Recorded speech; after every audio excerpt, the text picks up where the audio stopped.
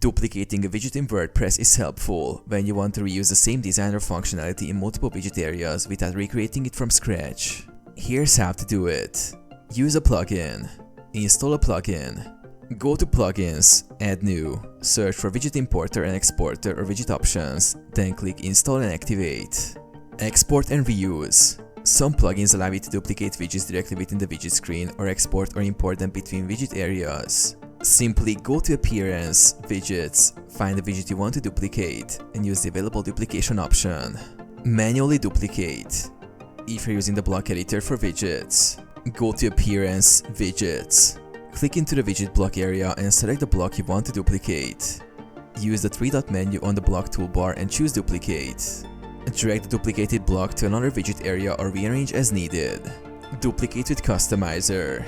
Some themes allow duplication via Appearance, Customize, Widgets, where blocks can also be duplicated using the same block toolbar method.